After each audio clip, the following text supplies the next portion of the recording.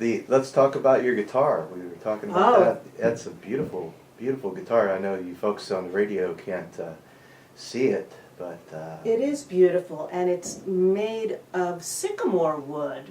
Oh wow! Which is very unusual, and it's lightly braced. It's made by a legendary luthier named Ivan Schmuckler, who works out of Western Mass.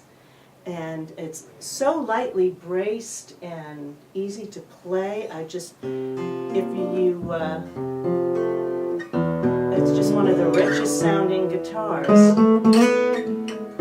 It sounds really good. It's just beautiful. I can't wait for you to hear the podcast. It sounds great through the wonderful. Go to artisanfrettedinstruments.com and see about Ivan's guitars. They're really wonderful, and they're not like so many handcrafted guitars. They're not out of the price range of mere mortals. Yeah. Which many of them are, and it's nice to have a fancy guitar with all kinds of inlays all over it, but this is a very actually beautiful but plain guitar, so you could even afford it, and it's got all the sound you'd ever need from a guitar. So artisanfrettedinstruments.com.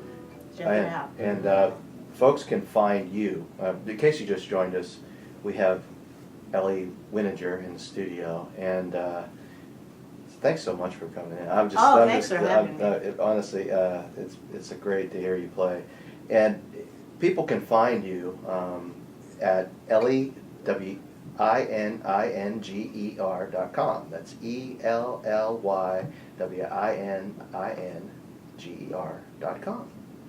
And you're also on MySpace. I take it that they could probably go to your website and it will direct you to the Absolutely. MySpace If you page. Google my name, you'll come up with all that kind of, Facebook website, Yeah. All that MySpace, regular website. What do you think about all that? It's online. It's here. What can I say? Whether Yeah. you like it or not, it's here. Yeah. So, I enjoy these things, and then I get sick of them and I stay away from them for a while, and then I go back to them, but it's here and you need it, It's a great way of staying in touch. When I'm in, Buffalo Butt nowhere, I can turn on my computer and talk to people at home very easily. It's really nice to stay connected with people, but then again, it can be too much. Yeah. When people put up what they're having for dinner or their failed casserole or, Yeah. And people who just keep an hourly log online tend to drive me a little nuts, but I think it's really wonderful actually to be able to stay connected when you're far from home. Yeah. I was curious because, you came up at a different time when people... That's true. Well, they were saying that about television. Yeah. Yeah. Right. But it's here. It's here. It's here, and yeah, and it is a tool. It's like anything else. There's a lot of music out there. There's a lot of good. There's a lot of bad. That's right. Sorting through it is the hardest part. And it's the same as anything. It's a tool. It's not what it is. It's how you use it that really makes the difference. Your intention is everything. So people can find you on the internet and also find out where you're playing. But looking here, you play Harmony of Woodstock. Is that a? It's a kind of new endeavor. Okay. It's a very community-oriented place. It's a little crazy. Usually there's no cover charge, and we pass the hat, so it's kind of fun in that way. We get a lot of crowds, and Woodstock is full of local musicians, the good, the bad, the ugly, the has-beens, the never-weres, the should-have-beens, and some very well-known musicians. So you can't spit without hitting a musician in Woodstock. It's great. It's also a little overwhelming, but they all stop by Harmony, so it's fun. High Falls Cafe, is that your... High Falls Cafe has an acoustic evening every Thursday night, which is curated and hosted by a wonderful singer-songwriter, Kurt Henry. So that's an ongoing thing. There's a lot of ongoing music in the Hudson Valley. It's really great.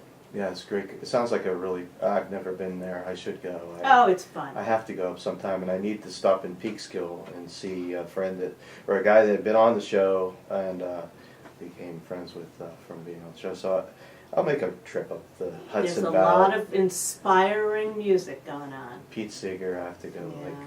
Like, man, great guy, Hurry. Yeah, I know. So you were talking about your guitar, and I was just watching your playing style while you were playing too. People will be able to see this on the podcast, on the video podcast, if you go to youtube.com/acousticSongs live. That's where all the videos are. And we also are on iTunes now, which if you go to iTunes and you search for Acoustic Songs Live or Acoustic Songs, all one word, the podcast will come up. I'm working on getting all the backlog of podcasts edited now so that I can get everything up there. But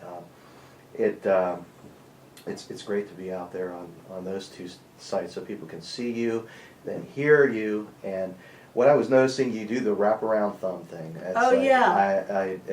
And that is like, maybe I was born with a weird, I've never been able to do it. It's Well, some people say, oh, you shouldn't do that, but I always found it very handy because it's easier than barring, and you have use of your other fingers for the lead parts to do stuff when you do that. It's like Homer and Jethro, the bear climbing a tree picture of them.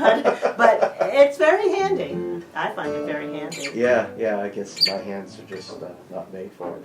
So you were playing in around, you said high school, you started out, and you apparently raised a family, it says here. I did. I took a few decades out of being a professional musician, but I always played on the side anyway, but it had to go on the back burner for a while.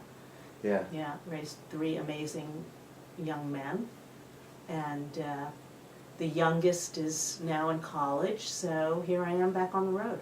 Cool. That's great, and it's great that you never gave up or put it. You kept doing it while you can have. I guess there were folks that when I was growing up, they were always like, "Oh, you'll never make a living doing that." Well, that may still be true. That probably hasn't changed. But if you're doing it for that reason, then you're doing it for the wrong reason. That's for sure. It's one of those things. Same with radio, right? I do this because I love acoustic-based music, roots-based music, the stuff that you're doing. I love that kind of music, and that's why I do it. But it's something also that I think people wrestle with. At least I have 2 sons too, who are also musicians, older sons, and we have that conversation. It's like, and I have a niece who's also a musician, and it's a hard thing to say, take a vow of poverty. Just forget about money.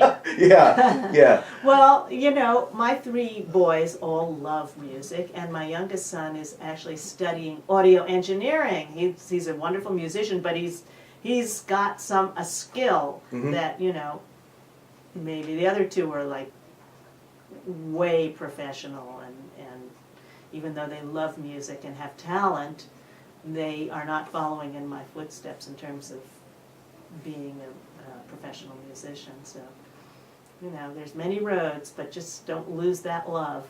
Yeah. I was just curious about that. It's one of those things that I think you just have to internally have it, and you just want to be able to do it and not. And I do other things to keep body and soul together. I teach songwriting workshops, which is a lot of fun, and I can actually get paid to do that. So that's amazing.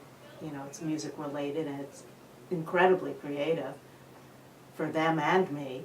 So that's a lot of fun. And teaching that, passing that down through the generations. And I'm actually not teaching it. I think of myself as a musical midwife. I'm just sort of Oh. catching things as they come out of people and showing it to them, saying, hey, yeah, we could polish this out. Yeah. It's an amazing process.